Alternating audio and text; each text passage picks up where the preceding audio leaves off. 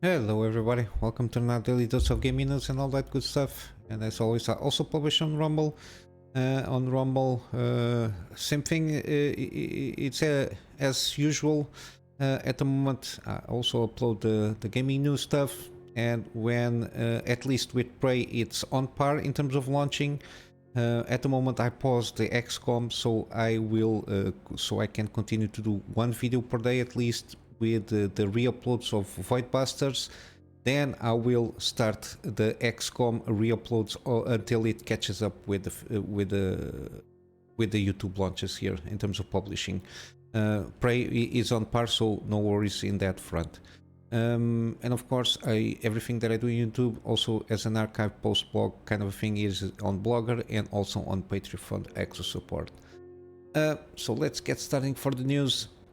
Oh, and sorry, before that, today I will manage to do an XCOM 2, and probably tomorrow I will try to do a Prey episode here. I'm being a little bit busy here, so I'm kind of trying to get around and recording and creating some backlog in the meantime to have backlog episodes so I can publish throughout the week. So in the news, we got the 4090 kind of a thing here, now basically wrapping up in price, hits around $2,000 or 2,000 euros in terms of prices. This is mainly because of the thing that I always forget the term. Basically it's an embargo on the 4090s, at least specifically in the case of the 4090s. There is the other stuff from NVIDIA, like I think it's the Grace Hopper stuff, like the higher end. But yeah, the fact that the embargo basically started in a 16 or 17, something like that. NVIDIA basically tried to put all the inventory from other markets to flow in China and to try to be sold before the 16. And basically that affect the other markets, so less inventory, the prices get higher. And at this moment it got a jump 13% in average in terms of price differences, which is a lot. Yeah, this is not the best time to buy specifically a 4090, given that the other GPUs are kind of slowing a little by little in terms of pricing, in terms of averages. Even though they usually are more expensive than the AMD counterparts. Then again, depend on the specific use cases. You can recommend different brands and different models there.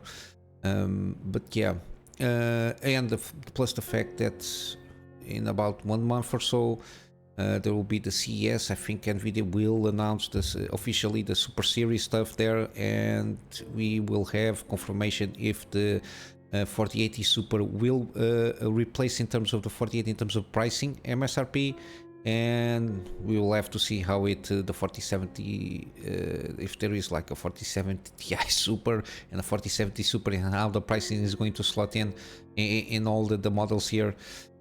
Yeah, we'll have to wait and see, but again, at this moment in time is not the best moment to buy the 4090 specifically, so I will leave it with that. Continue with this kind of same trend here.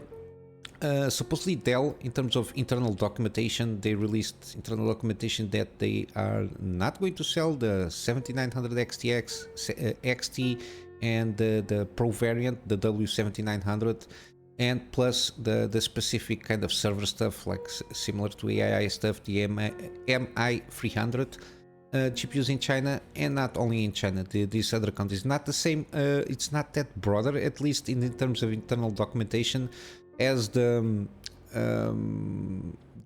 US kind of embargo stuff there. There is kind of less countries. Again, I'm not sure which ones, because in NVIDIA case, like 2 days ago, we went about it, it was like 30 plus countries.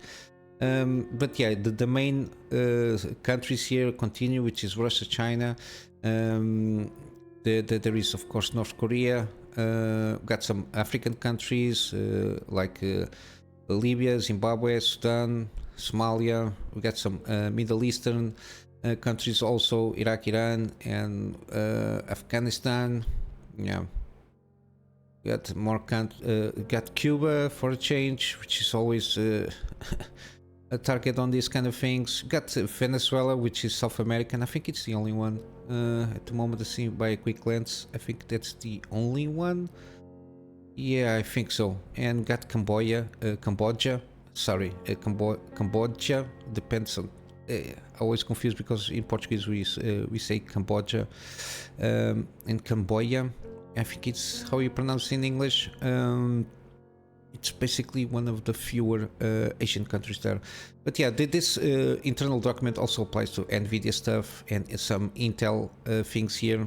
But yeah, the mention here is the fact that supposedly by the metric stuff, the AMD like GPUs and the M300 family supposedly doesn't incur this, but I think they're interpreting the legal mandate per se in a different way. I'm not sure if they're trying to cover their ass per se, but yeah. There is like some actions to take to trying to figure out if the company did want per search for them. It's not going to hand well for Dell because other companies will just sell through these ones if they have this kind of chips. They will sell it through, and usually the companies just want to do business. But yeah, Dell here in terms of internal processes. It's holding off on these countries here to sell all of these chips from NVIDIA, AMD, and even from Intel. So yeah, not looking good. And of course 7900 XT already bumps a little bit in price in China, mainly because of the fact that the 4090 is not on sale basically in terms officially. I think if they have stock remaining they can sell it through, but that's why NVIDIA was trying to put as much stock there as possible, and they did that mainly because of course it was part of their around 25 to 30% sorry of its IA based revenue, so that's why they did also a good quarter.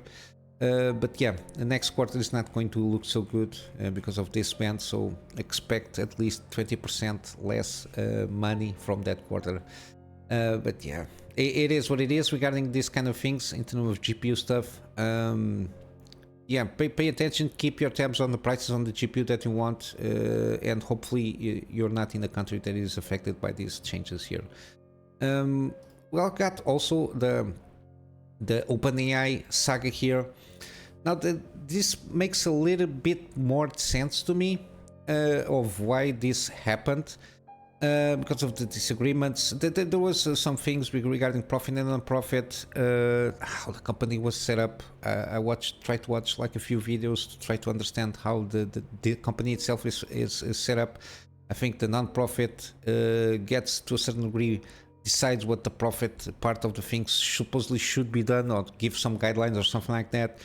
But yeah, supposedly from the New York Times, there is a report that one of the board members, Ellen Toner, managed to get a research paper written. She's director of Georgetown University Center for Security and Emerging Technology, and in October she wrote a case study that covered how governments and companies should structure their communication to avoid misinterpretation by others. Basically because the fact that AI is an emerging technology, not everybody can understand what we are talking about, mainly because AI, how they put it at this moment in time, how they put it in terms of marketing and the communication they do, it's not AI. It's at this moment is very much machine learning. I think technically is more can be defined as machine learning. It's not AI, because AI is artificial intelligence. Basically what it does, for example, ChatGPT, it's machine learning, so it has a database, you got some parameters, and that machine learning tries to learn the best it can through the parameter that is given, and through also the database that it compiles with.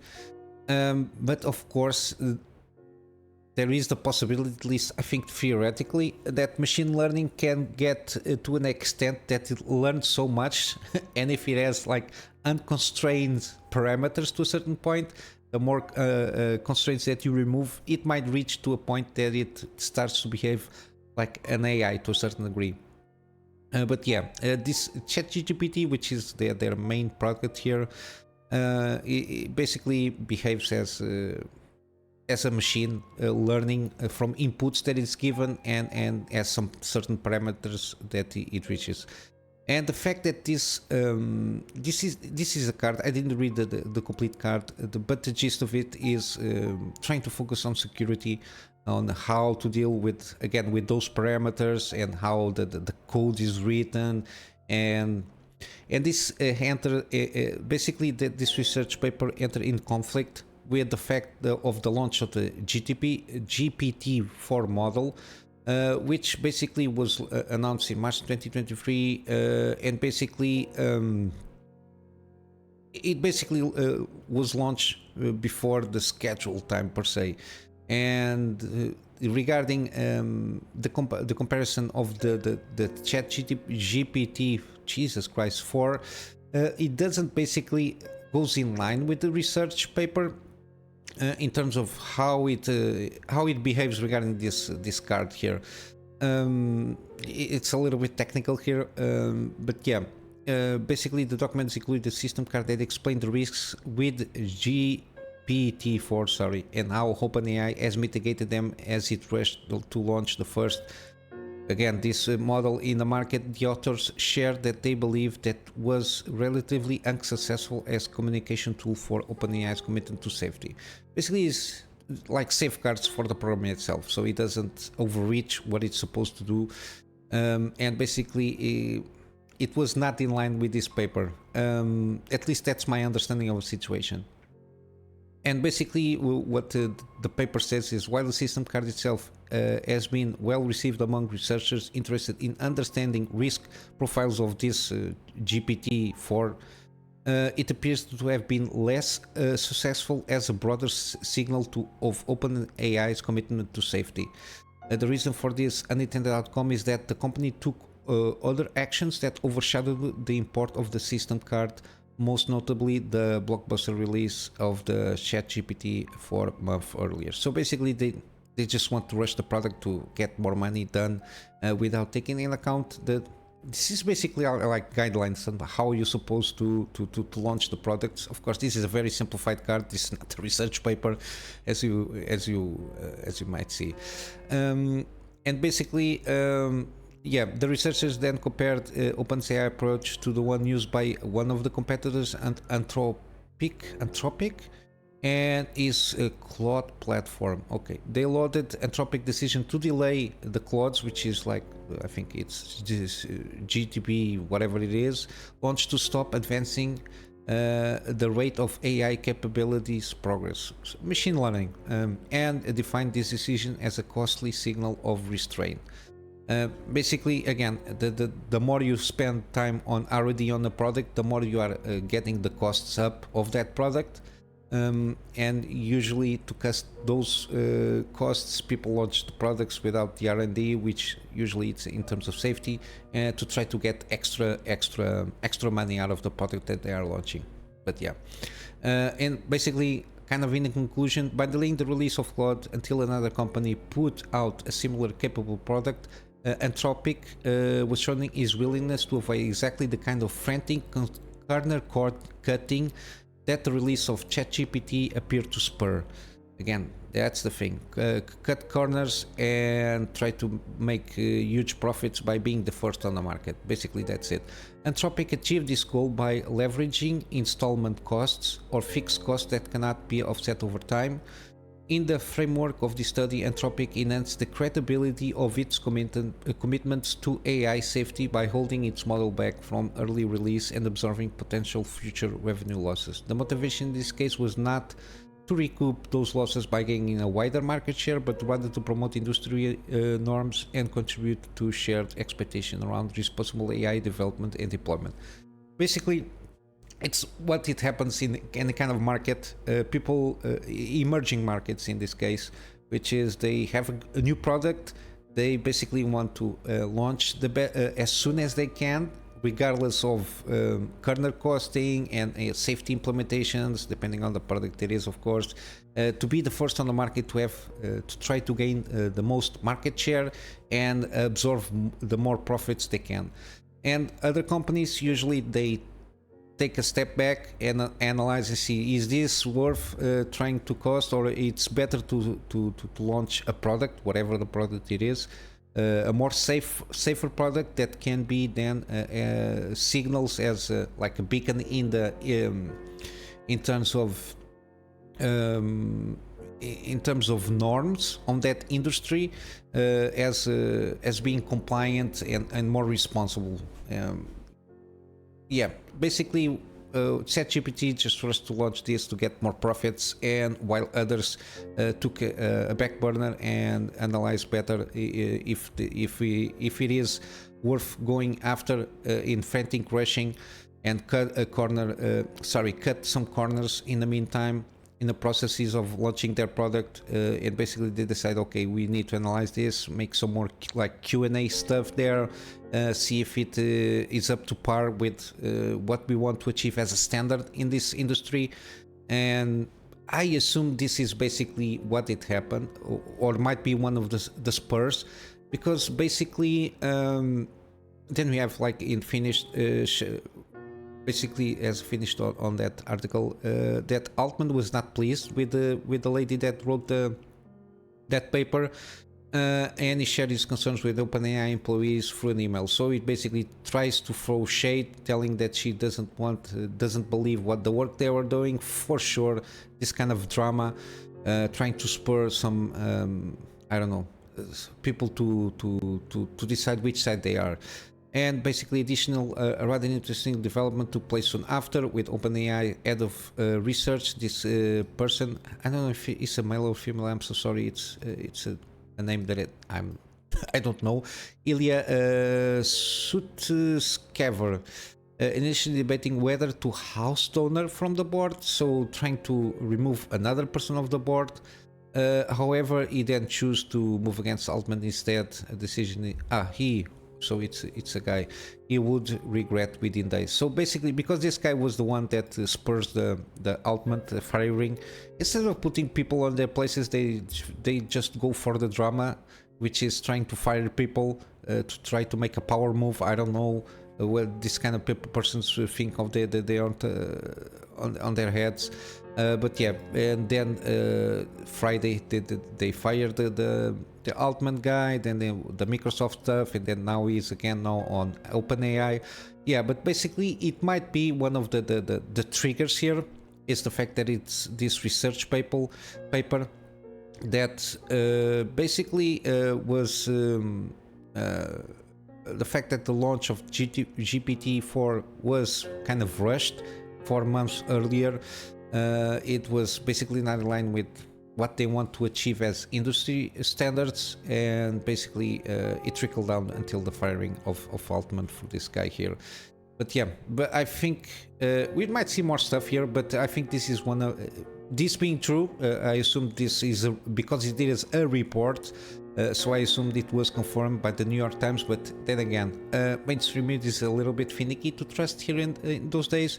But if it is how it's written and what they say makes sense, at least from my perspective, that this might be one of the spurs of this kind of drama that happened here. Basically a research paper that trying to implement industry standard, and the fact that it was not on the board of this company that this researcher did the paper there. Yeah, I think it basically might be the main culprit here is the fact that he just didn't like what the paper was saying, and tried to justify the fact that he cut corners on their product launch in the market. And yeah, it is. I think it what happened. Sorry about the long rambling about this, but I was curious why all of a sudden in just 1 week all this drama happened. But yeah, I think basically this might be one of the main triggers of the situation here. And better news, we got some at least from Fracture Life, kind of a preview kind of a thing here. Basically, it's a vertical slice preview from Black Myth Wukong. They got a video, it's the video that I watched first, but they usually write some articles. They are very interesting in more detail. I think the video is always here on first. Yeah, I don't know, I was just scrolling down. But yeah, it seems interesting. Again, doesn't seem, my overall take, it doesn't seem that there is open world. It seems like mission based to a certain point. So it's like chapters in the story, because this is basically on the story of Chinese mythology, Journey to the West. And I think it's very focused on boss battles.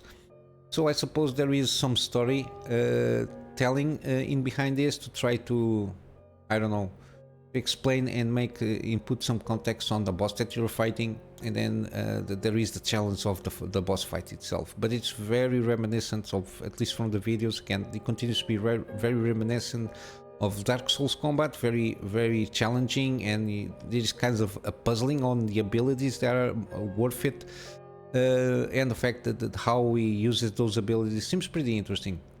But yeah, I will leave I will leave everything on the links on the description. And yeah, if you want a quick look, just watch the video. It's like 10 minutes or so. Seems pretty interesting how they're going about it. And lastly, we got Atomic Heart. We got the second DLC, the second out of 4. It seems from the looks of the trailer, it's like a mix of theme park with Mario-esque platforming, but in first person, because Atomic Heart is in first person. Seems a little bit variation of what the game is about. At least that's from what I know. I still didn't do the Atomic Heart demo. I got it installed like a month now. When I have time, I will try to get around it. But because it's a demo, I also don't have. I'm not in a rush to do things. But yeah, I got almost everything set up to record and do. But it's one of those I want to have, like, record everything in just one go. To show you what the demo is all about. But yeah, second DLC is coming on the plan of 4 DLCs in total.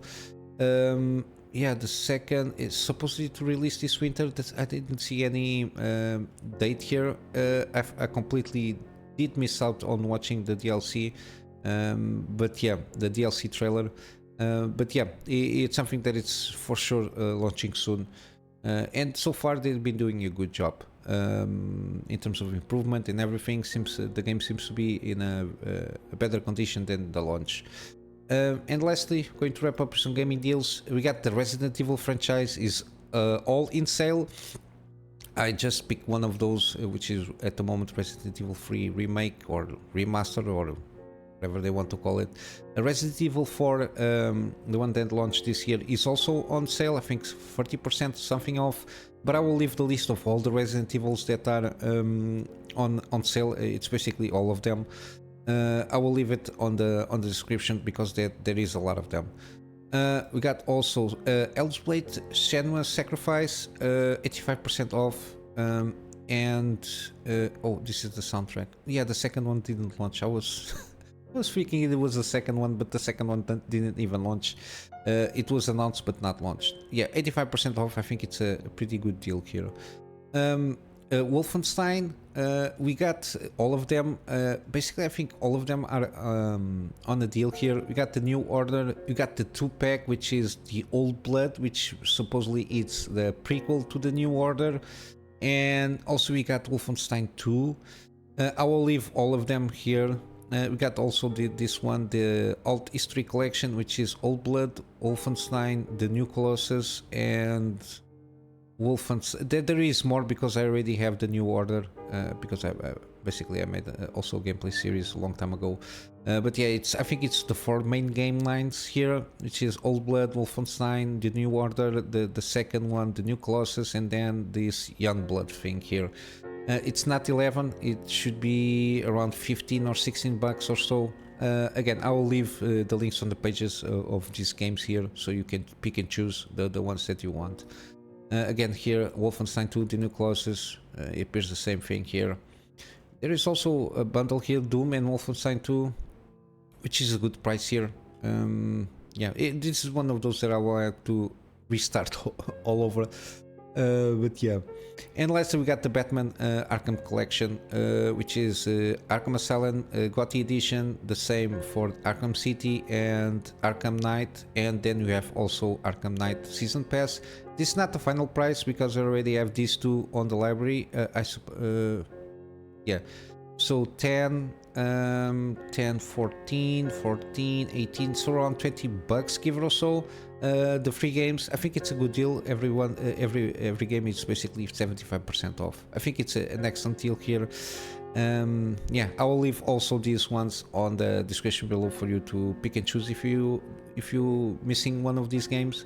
But if not, all three are pretty good. At least, especially Arkham Knight improved a lot since the launch on PC. That's why I didn't buy it at the time.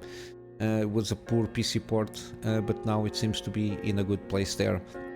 And the season pass, I'm not sure, but it got mostly positive reviews, so I assume it has its worth here, especially at 75% off. And yeah, so I'm going to wrap up here. It's been a long episode, I assume. I don't know how long I've been talking about, especially with the AI stuff there. But yeah,